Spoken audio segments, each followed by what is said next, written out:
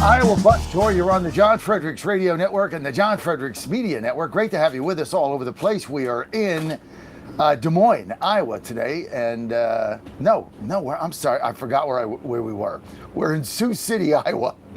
We're traveling around, you kind of forget. We're in Sioux City, Iowa, which is in the three-state border. It's right by Nebraska and South Dakota. In fact, last night when we went to dinner, we had the opportunity a little bit to go through three states. So we had dinner. We went over the Sioux City Bridge.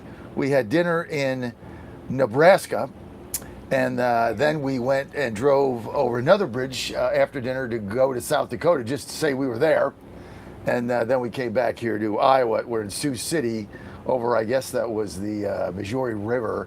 I'm not really sure of what the river was, but we came over it, and it's good to go. Larry, do me a favor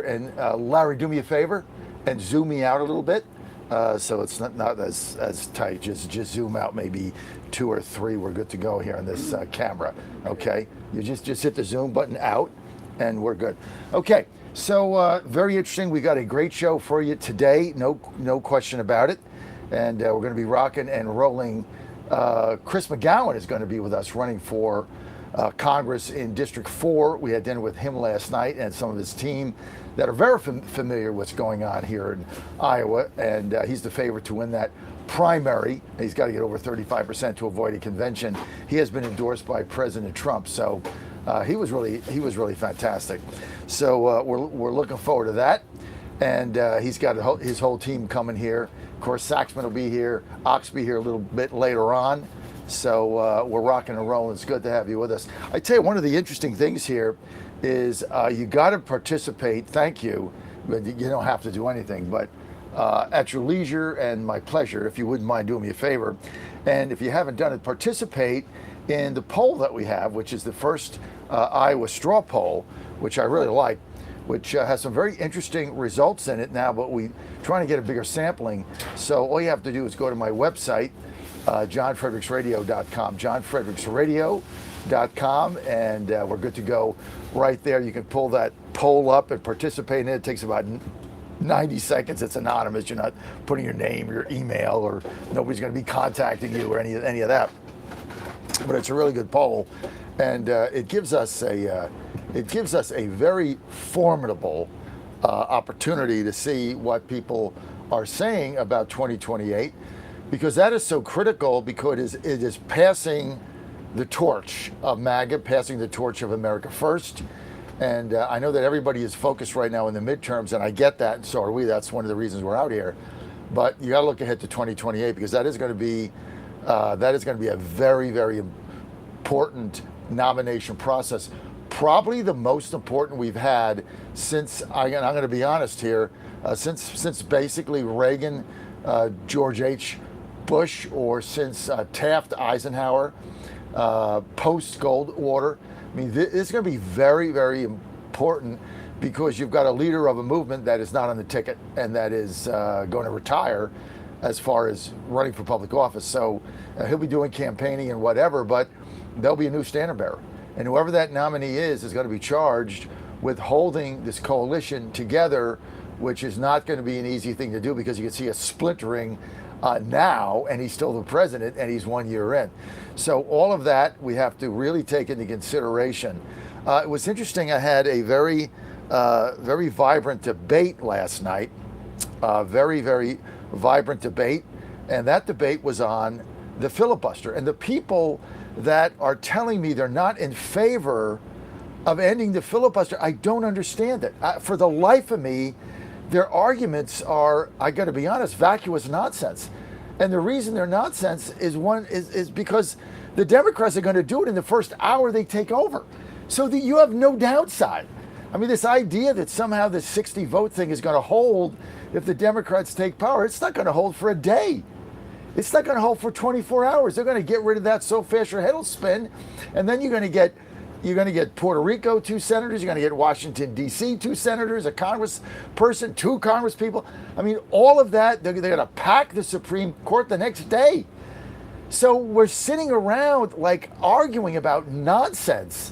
And it's a vacuous nonsense argument when the other side, the minute they get power, is going to get rid of it. And we have a chance to pass the SAVE Act. We have a chance to pass an act in the Senate and get it back to the Supreme Court that basically, in the census, you can't count illegal people that are here illegally. I mean, which is why Biden opened up the borders to get more blue congressional districts. I mean, that's why he did that.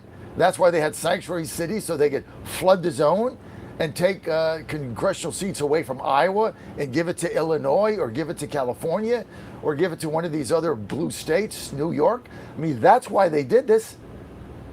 And what do you think the Democrats are capable of? This is why I don't understand this argument. There is a faction of our party that just wants to either stay in the minority and have their four-cornered office and raise money off, whatever the other side is doing, or they're just afraid of their own shadow, or they hearken back to, Romney, Bush, Cheney. I don't know what it is. I mean, they want to get back to where there's some kind of bipartisanship.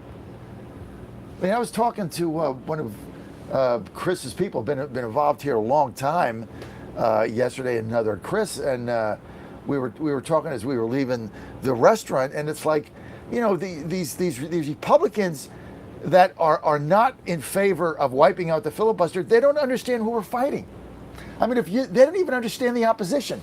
I don't know. They think we're going to go back to like Tip O'Neill having a scotch with Reagan, or Birch Bayh and Scoop Jackson and Morris Udall. These were Fred Harris.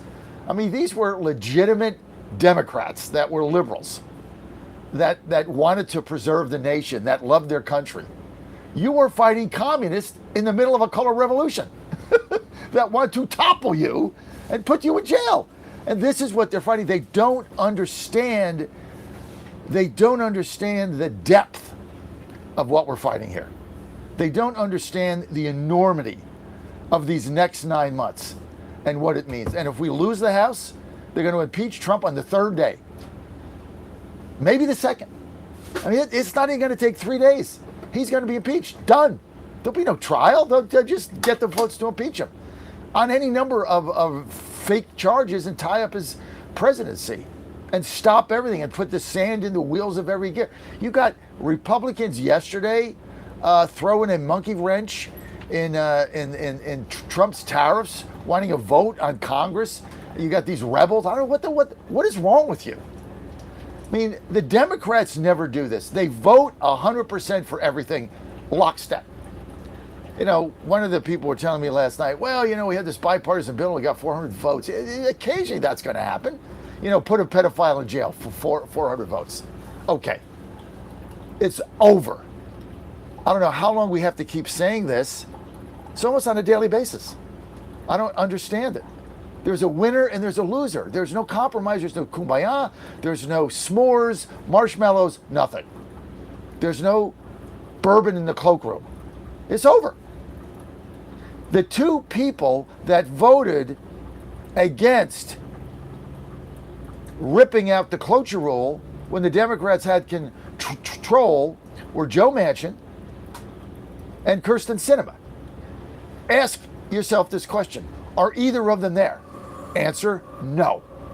The two people that replaced them, Mark Kelly is on the Democrat side.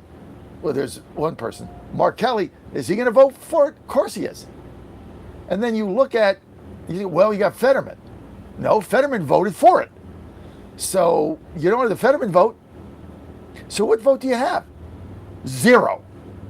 And the people that, if they got it, who's going to vote for it? Ossoff? Warnock? And then if you look at who the Democrats are nominating for Senate, they're not nominating moderates. They're nominating left-wing activist communists. So, do the math. Do you have a calculator? Do you have an abacus? Do you have, a set of beads? Do you have jacks? I mean, I cannot believe the Republicans, we're our own worst enemy. And it's beyond RINOS now. It's just, they want to go back to a world that doesn't exist.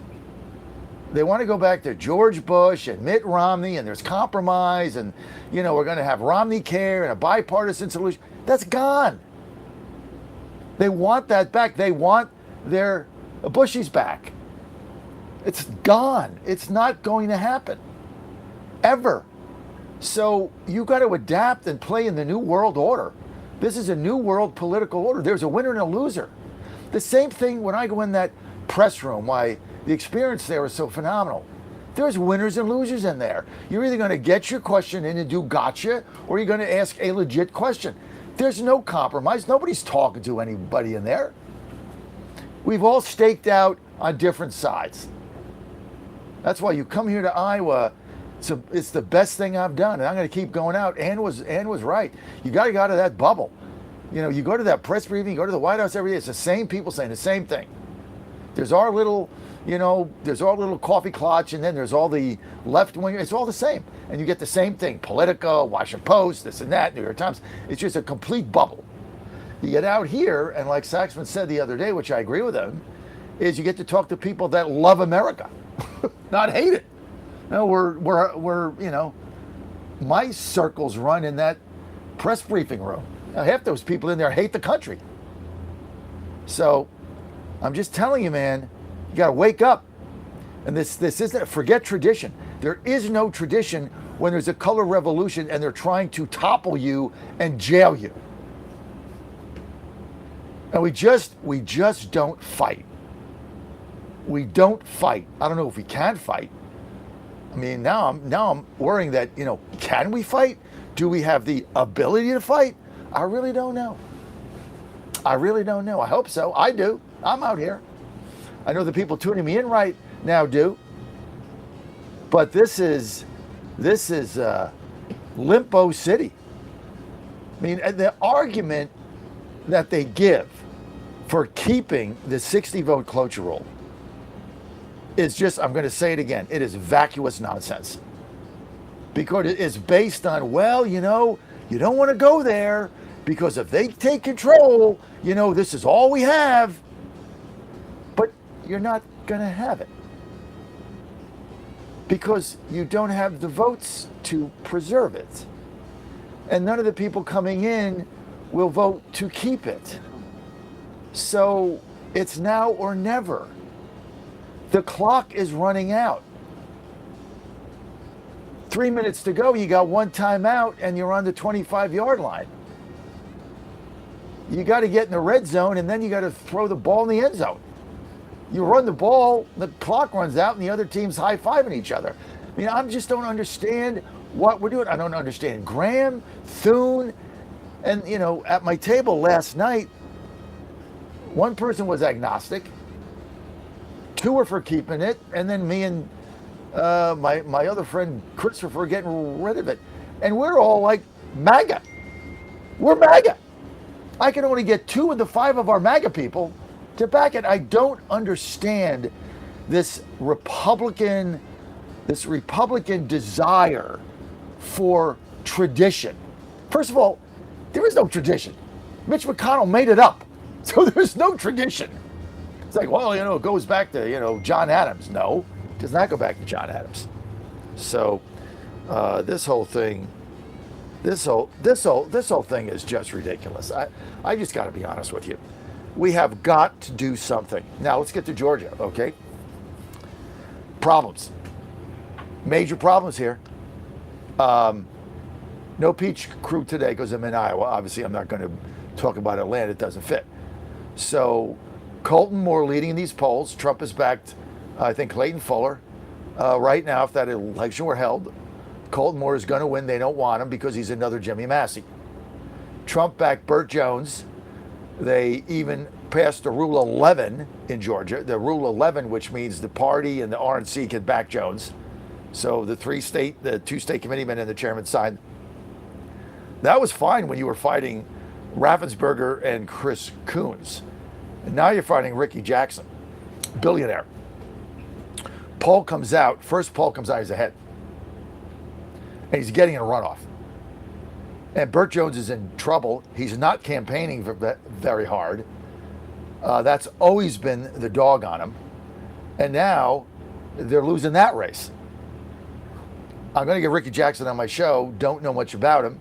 I think I met him one time. He was in the healthcare industry, made a lot of money, did a lot of different things. Don't know him well. but he's not Burt Jones, and he's not backed by Trump, and the first poll that comes out, he's winning. Derek Dooley's down to 9%. I'm selling my Dooley stock. It's just not there. It's not there. Sometimes you cut bait. You know, there's times in our life where running a business, you know, you hire people, and you know, in the first 2 or 3 weeks, they're just not going to work out for whatever reason. Bad fit, you know, it's just not going to work out. So I don't linger. You know, if I make a bad decision, and I've made them in my life, I cut bait immediately. Just because it's bad for both parties. I mean, it's just not going to work. You tried it. I'm not going to wait 3 months. I'm going to wait 2 weeks or 3, because you know, after the first or second week, you know. Over time, obviously, things change, but I'm slow to hire, quick to fire. Slow to hire, quick to fire. I learned that a long time ago. Wait, try to get the right person, but if you don't have it, you got to cut bait, right? I'm selling my Derek Dooley stock. He went down in the polls again. Debbie Dooley keeps telling me about this advertising. I haven't seen it. It's February. He has a no-name ID. He goes out. I like him, but he doesn't resonate, and so it is what it is, you know? It is what it is. So you got problems in Georgia.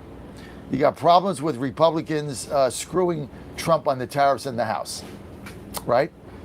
And you can't get the filibuster done, which if you did, see all this talk about the DHS and defunding it and who gets funded, who doesn't get funded, it was all, I think I was on Steve Bannon yesterday, I got to hear Rosemary Jenks and this fund and that fund.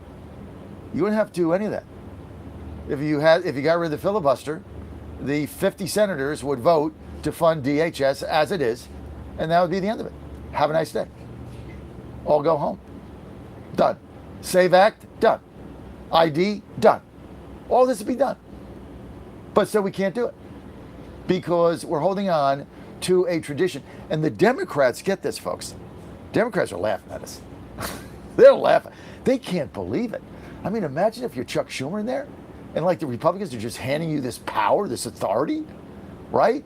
Or you're Van Hollen or whoever these guys are, right? They just hand it to you. They must be going back. They must be laughing their tail off. These people are real. They're dumber than we thought.